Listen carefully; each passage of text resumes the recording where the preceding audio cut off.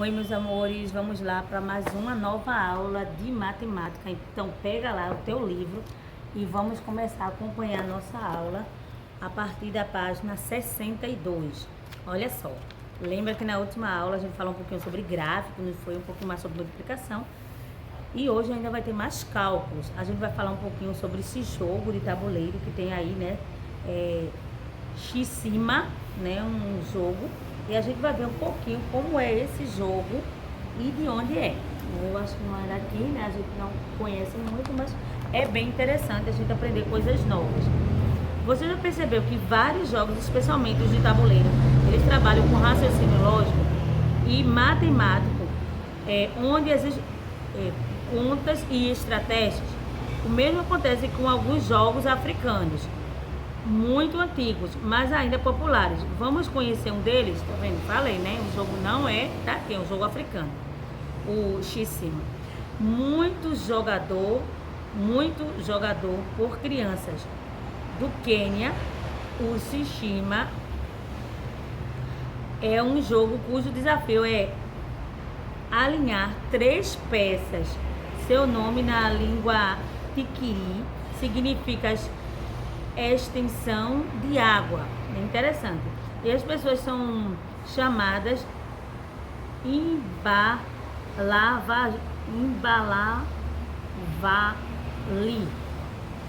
Bem diferente o nome, né?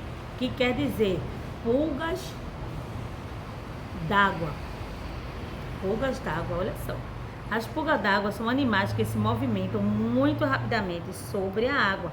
Por isso é difícil acompanhá-las com os olhos. As pessoas acostumadas a jogar o X-Cima, elas mexem as peças do tabuleiro tão rapidamente que os movimentos realizados se parecem com os das pulgas d'água ou imbalavali.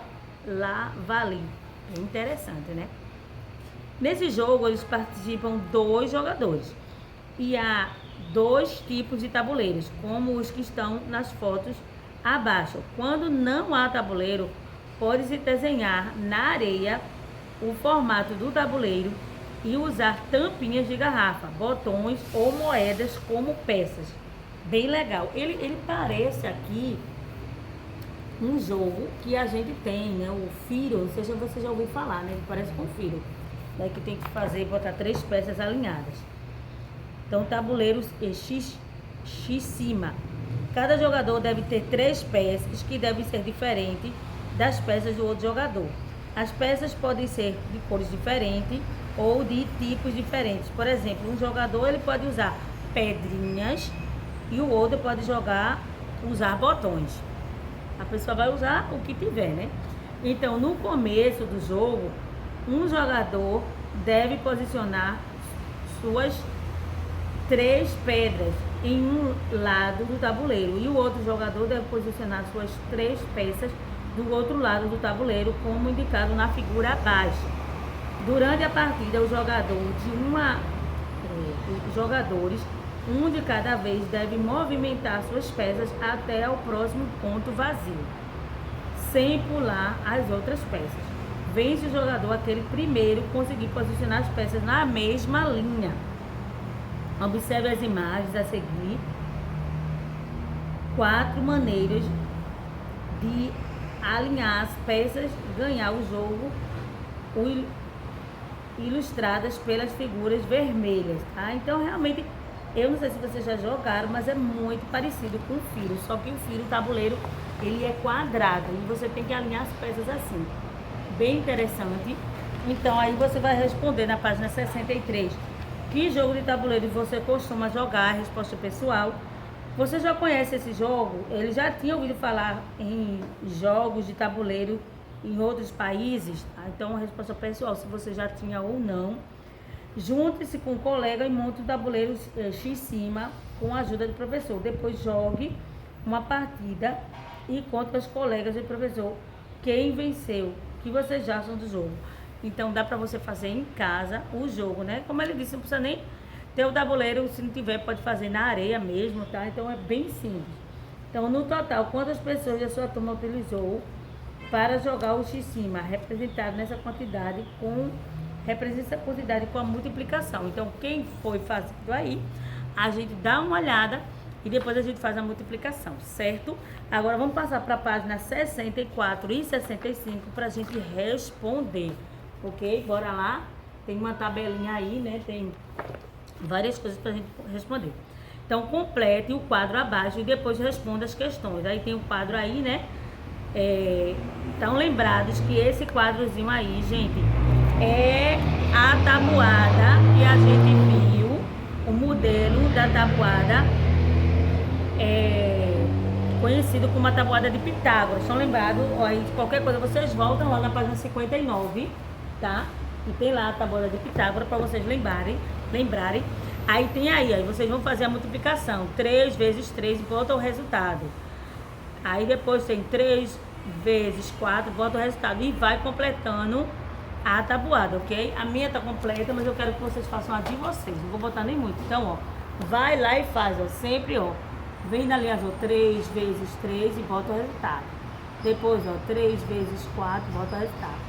3 vezes 5 e volta o resultado aqui. Tá certo? E aí vai continuando.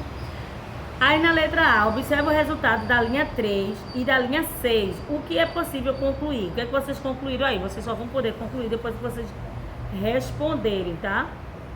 O resultado da linha 6, normalmente ela vai ser o dobro do resultado da linha 3, né? Claro, porque é sempre o dobro, né?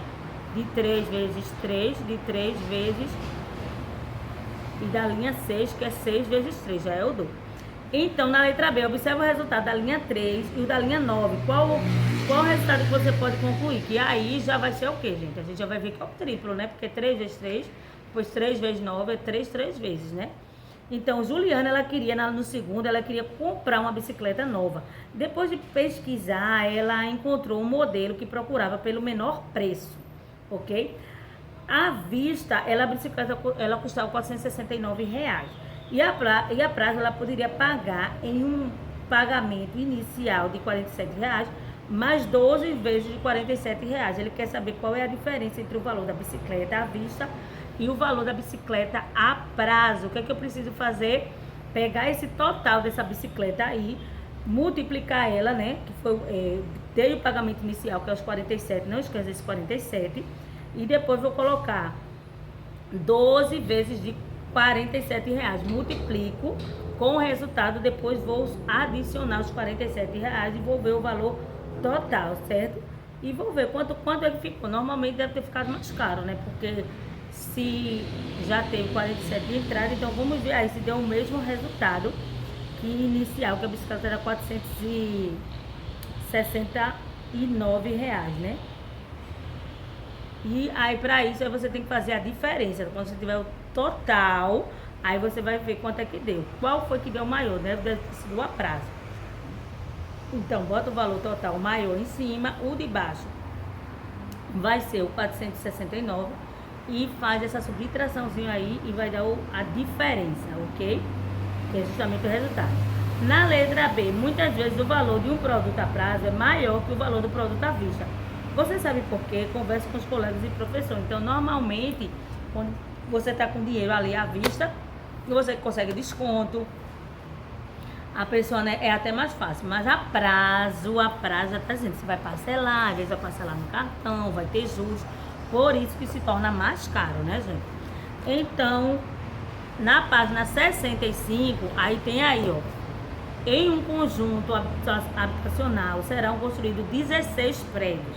E cada prédio ele terá 15 andares, com 4 apartamentos. Então, vai ser construído 16 prédios. Cada prédio terá 15 andares, com 4 apartamentos por andar. No total, quantos apartamentos haverá nesse conjunto habitacional?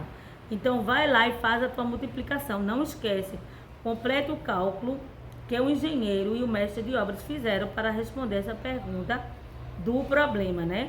O engenheiro, ele calculou como? O engenheiro calculou assim, né? Ele botou o 16, que não era 16 prédios, vezes 15, que eram 15 andares, né? Cada prédio ia ter 15 andares, vezes 4. Então, aí você vai ter que fazer o cálculo para poder saber a resposta. 16 vezes 15 dá quanto? Aí, com o valor é igual a... Aí, vai lá e depois faz a multiplicação por 4, para ver quanto é que dá esse igual, esse total aí.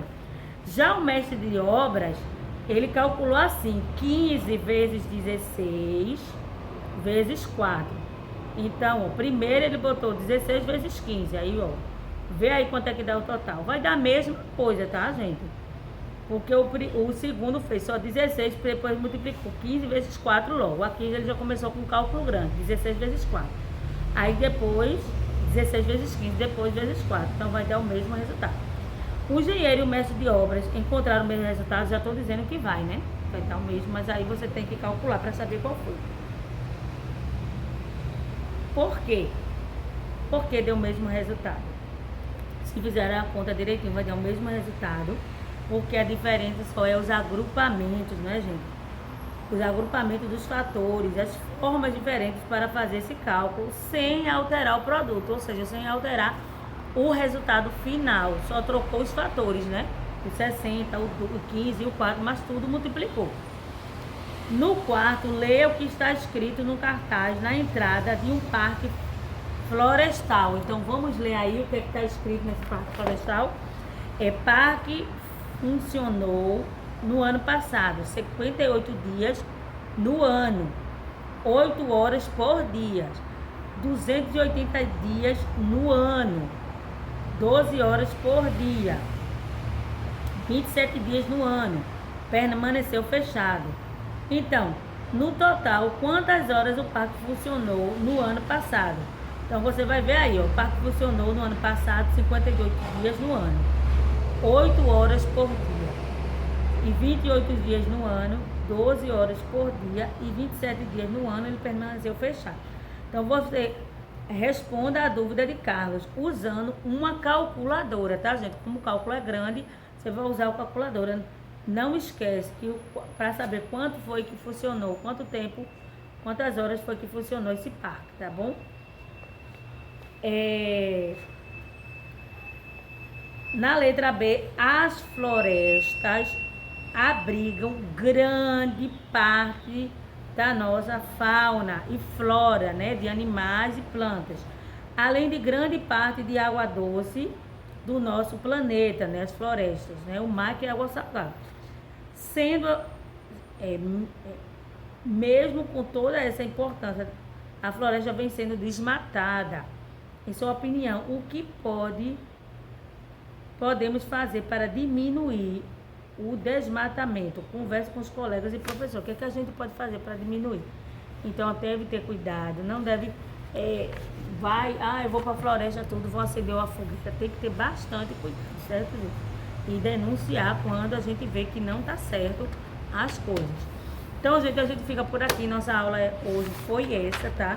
Atividades para responder na página 63, 64 e 65. Para na próxima aula a gente falar um pouquinho sobre geometria, tá certo? Beijinho para vocês, espero que tenham gostado. Até a próxima aula. Não esquece de postar para correção, ok?